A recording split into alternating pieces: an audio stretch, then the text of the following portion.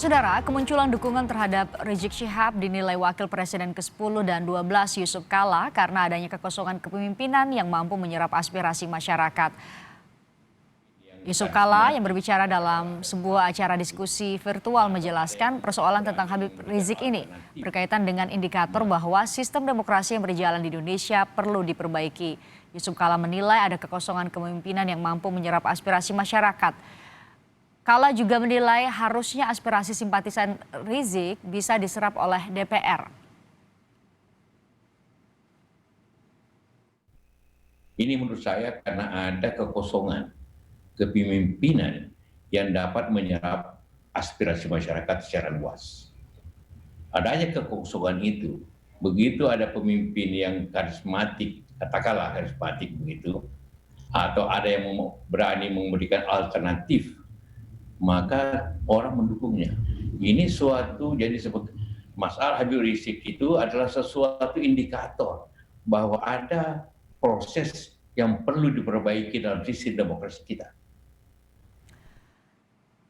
Benarkah ada kekosongan kepemimpinan seperti yang disebut Yusuf Kala? Ada apa di balik pernyataan JK yang menyorot adanya dukungan untuk Habib Rizik maksud saya. Kita ulas bersama Direktur Eksekutif Indobarometer Muhammad Kodari yang bergabung secara virtual. Selamat sore Bung Kodari. Selamat sore. Jadi kalau yang disebut kekosongan kepemimpinan yang mana menurut Anda Bung Kodari? Sebetulnya tergantung penjelasan lebih lanjut dari Pak JK ya. Saya melihat penjelasan Pak JK itu dalam konteks politik. Sebenarnya bisa juga dijelaskan dalam konteks keagamaan. Pernah ada satu analisa yang mengatakan bahwa fenomena Rizik Syihab ini muncul karena ormas-ormas Islam dan tokoh-tokoh Islam yang selama ini dominan, katakanlah misalnya Nahdlatul Ulama, lalu Muhammadiyah, itu kurang cukup berimbang antara amalan amar ma'ruf dan nahi mungkar. Jadi amar ma'ruf itu kan berbuat kebaikan dan nahi mungkar itu adalah mencegah keburukan ya. Nah, jadi NU Muhammadiyah ini kuat di amar ma'rufnya, amalan-amalan misalnya pendidikan, terus kemudian lembaga kesehatan, tapi kurang kuat di nahi mungkarnya mencegah keburukan begitu. Nah, kita tahu bahwa FPI itu kemunculannya termasuk dengan MRS itu dominan dalam konteks katakanlah saya sendiri ingat kalau misalnya bulan Ramadan ya ada razia kepada tempat-tempat yang dianggap atau harusnya tempat hiburan yang harusnya tutup misalnya begitu. Nah, itulah saya kira pertama kali orang mengenal Habib Rizik. Tapi kalau dalam konteks politik menurut saya sih sebetulnya tidak ya. Karena apa? Karena pertama, kalau kita sebut sebagai tokoh politik dalam konteks wacana dan pemikiran, sebetulnya pada hari ini cukup banyak yang muncul. Misalnya tokoh-tokoh dari KMI ya, kalau dalam bidang ekonomi itu Rizal Ramli sangat vokal, lalu kemudian dalam bidang politik ada katakanlah Pak Gatot, Pak Din Samsudin, dan seterusnya. Nah, saya pribadi sebetulnya melihat ketokohan Rizik Syihab ini terkait dalam dua fenomena ya. Pertama, memang beliau sebagai tokoh yang kelihatannya mewakili segmen tertentu dari masyarakat ya. Pertama mungkin yang memang pendekatannya katakanlah garis keras ya dalam katakanlah tata kelola masyarakat. Itu adalah fase pertama dari FPI. Yang kedua, saya pernah menonton videonya MRS ya, yang di dalamnya itu ada pernyataan-pernyataan beliau yang mendukung ISIS gitu dan mendukung penerapan syariat Islam ya dan khilafah. Jadi menurut saya sih berarti Rizik Syihab ini mewakili segmen masyarakat Indonesia atau para pendukung dari katakanlah ya syariat Islam atau aspirasi negara Islam katakanlah di Indonesia. Memang mungkin jumlahnya kecil secara persentase, tapi kalau bicara jumlah ya cukup besar juga begitu. Nah, kategori ketiga saya kira memang ada dukungan yang lebih melebar dalam konteks Pilkada Jakarta dalam panggung 14 dan 212. Nah, pada titik itu saya kira sebetulnya sudah bercampur juga antara memang aspirasi negara Islam dengan mereka-mereka yang katakanlah berseberangan atau tidak cocok atau tidak suka dengan pemerintahan Jokowi begitu. Jadi sebetulnya kalau kita bicara yang tidak suka dengan Jokowi dalam konteks kebijakan dan seterusnya, itu kita harus bicara ranah politik ya, dan ajang pembuktiannya itu adalah di pemilu begitu. Di pemilu, dan katakanlah misalnya kalaupun misalnya mau bicara survei ya kita lihat saja surveinya. Terakhir tahun 2019 yang saya ingat, kalau untuk Pak Rizik Sihab sendiri kalau disurvei pernah ada yang mencoba memasukkan dalam survei, itu memang surveinya masih kecil ya. Nggak tahu kalau sekarang, tentunya harus diverifikasi dengan survei yang lebih baru begitu. Tapi kalau dibandingkan dengan tokoh-tokoh yang lain yang sudah ada selama ini dan dipersepsikan tidak satu kubu dengan Pak Jokowi, ya misalnya Anies Baswedan, misalnya dengan AHY, katakanlah begitu. Selama ini yang muncul ya dan menjadi saluran aspirasi itu adalah orang-orang seperti Anies dan seperti Agus Harimurti Yudhoyono begitu. Jadi saya singkatnya belum melihat yang disebut oleh Pak JK itu secara jelas dan tegas gitu, dalam konteks Pak Habib Rizik ini. Spesifik kepada siapa itu ya pemimpin yang dimaksud oleh Pak JK. Tapi kalau kita tahu di saat kerumunan yang terjadi disebabkan oleh berbagai acara atau beberapa acara FPI, muncul juga hashtag untuk Presiden 2024.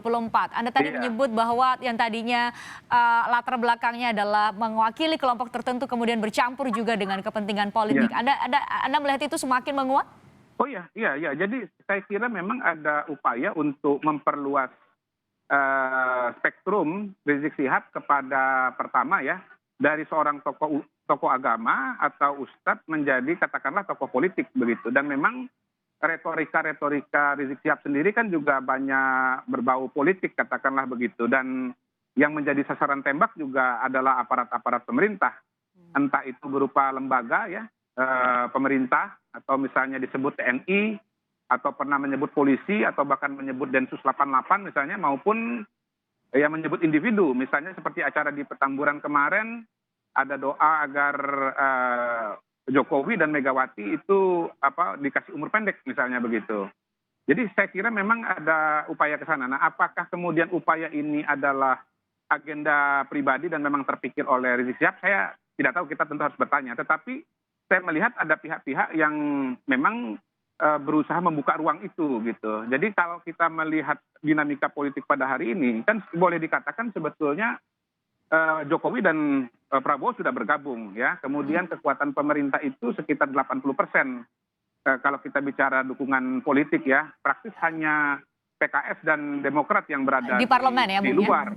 Ya, di parlemen begitu. Jadi saya kira ada kelompok yang merasa tidak menjadi bagian dari pemerintahan itu, kemudian melihat HRS sebagai salah satu variabel atau tokoh yang bisa memperluas segmen oposisi, katakanlah begitu. Jadi memang yang mendorong ini ada yang agendanya itu atau pemikirannya itu adalah Islam politik, tetapi ada juga yang agendanya itu sebetulnya ya agenda politik dia sendiri, tetapi kemudian karena ini dianggap sama-sama lawan dari Jokowi atau pemerintahan sekarang ini, maka kemudian digandeng ya. Kalau dalam bahasa Inggrisnya itu string bedfellow begitu. Sebetulnya ini tidak fenomena baru. Karena apa? Karena di pemilu presiden 2019 pun ya sebetulnya HRS dengan PA 212, GNPF misalnya, itu kan memang melabel Prabowo sebagai calon dari kubu Islam ya. Begitu juga Sandiaga Uno begitu. Walaupun dari segi sejarah kehidupannya dan dari spektrum politik Partai Gerindra, sesungguhnya Prabowo Subianto itu adalah calon dari kalangan partai nasionalis, bahkan nasionalis yang orientasinya populis, alias mendekati, bahkan saya menyebutnya sebagai sepupunya PDI Perjuangan. Begitu. Saya selalu menyebut bahwa bahwa pemilu 2014 dan 2019 itu sesungguhnya pertandingan sepak bola derby Manchester United dengan Manchester City begitu. Tetapi kemudian diklaim sebagai katakanlah menjadi Liverpool begitu. Kalau dalam konteks saat ini, Bung, siapa yang paling diuntungkan secara langsung maupun tidak langsung secara politik dari berbagai fenomena kerumunan yang terjadi, dinamika yang terjadi, dugaan kasus hukum dan lain sebagainya yang terjadi beberapa waktu ini? Siapa? Ya, saya ya tinggal kita lihat saja siapa yang bertemu dan kemudian siapa yang datang dan berinteraksi secara intens dengan HRS dalam konteks kekinian ya pada saat dia baru pulang ini maupun pada katakanlah 3 tahun yang lalu ketika terjadi dinamika di Pilkada Jakarta begitu. Kalau kita lihat pada hari ini kan yang bertemu dengan HRS itu ya misalnya yang muncul di media ya adalah Anies Baswedan. Kemudian ada foto Aksa Mahmud yang notabene adalah iparnya Pak JK. Dan karena itu kemudian tidak heran bahwa Pak JK menyatakan bahwa Pak HRS ini adalah tokoh yang mengisi kekosongan kepemimpinan begitu. Jadi saya melihat Pak JK sedang berusaha membuka ruang itu. Dan kalau kita runtut ke belakang ke 2017 memang ini kan ketemu semua begitu. Jadi yang memunculkan nama Anies Baswedan sebagai calon atau lawan bagi Basuki Cahayapurnama itu adalah Pak JK dan Pak Aksa Mahmud. Dan kemudian dalam pertarungan politik dan dinamika ya isu-isu yang beredar pada tahun 2017 itu interaksi antara HRS ya sebagai kubu yang kontra dengan Ahok itu juga intens begitu. Sehingga kemudian bisa dikatakan bahwa AB itu diuntungkan oleh pergerakan dan opini yang tercipta karena pergerakan HRS pada saat itu begitu.